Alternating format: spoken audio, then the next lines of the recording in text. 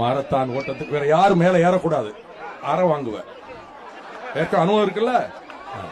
நான் ஏன் கட்டுப்பாடா நடந்துகிட்டேன் தெரியுமா தம்பி? நான் ஏன் கட்டுப்பாடா நடந்துகிட்டேன் தெரியுமா? நீங்க ஒருவர் கீழே விழுந்தாலும் 10-15 பேர் உயிர் போயிரும். பல இடங்கள்ல பத்திரிகை படிக்கிற ஸ்டாம்பீடுல கோயில்ல அங்க எங்க 20 பேர் 30 பேர் இறந்துட்டாங்கன்னு. 50,000 பேர் வர இடத்துல ஒரு பையன் கீழே விழுந்தாலும் அடுத்தடுத்து மேல விடும்போது 10-20 பேர் உயிர் போயிரும். இது புரியாம பல பேரு வேடிக்கை பார்க்க உள்ள அந்த நீங்க ஓடுற டிராக்குள்ள வந்தாங்க. எங்க சத்யா இவங்க எல்லாம் சொல்லி ஒண்ணு எடுபடல. அதெல்லாம் எடுபடாது. மிலிட்டரியில பரேடு வாங்குறப்ப பனிஷ் பண்ணாதான் ஒழுங்கா ஓடுவான்.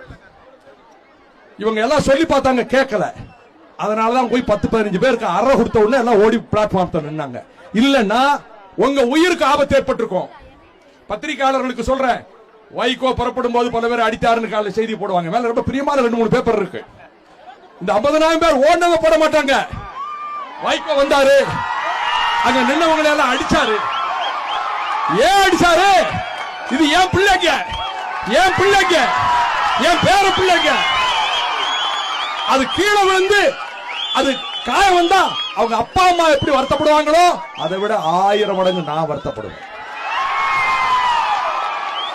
ரவி கீழே இறங்குறியா இல்லையா?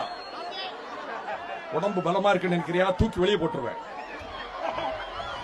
அதாவது தம்பிகளே, நான் பட்டாளத்தில் இருக்க வேண்டியவன் தெரியாம அரசியலுக்கு வந்துட்டேன். ஏன்னா கட்டுப்பாடு இருந்தா தான் உங்களை நம்பி உங்க அப்பா அம்மா அனுப்பியிருக்காங்க. விடிய காலம் 5 மணிக்கு அனுப்பிவிட்டு 4 மணிக்கு நீங்க ராத்திரி எல்லாம் தூங்கி இருக்க மாட்டீங்க. அது நினைச்சு நீங்க தூங்கி இருக்க மாட்டீங்க. எனக்கு என்ன பயம் தெரியுமா தம்பி? ஏதாவது ஒரு பையனுக்கு கை கால் முறிஞ்சிட்டா என்ன செய்யறது?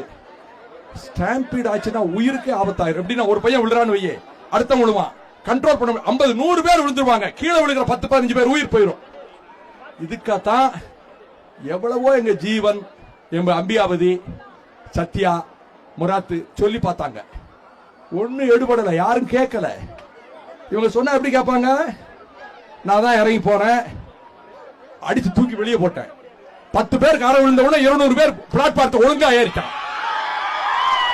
அதனால அடி உதவுற மாதிரி சில வேளையில அண்ணன் தம்பி உதவ மாட்டான்னு பட்டிக்காட்டுல பழமொழி சொல்லி வச்சிருக்கேன். நல்லதுக்கு தான் அடிக்கணும், சண்டை போட்டுக்கிட கூடாது. நீங்க எல்லாம் என் பேர பிள்ளைய மாதிரி இருக்கீங்க. உங்களோட நான் ஸ்போர்ட்ஸ் மேன், நான் காலேஜ் வாலிபால் பிளேயர்.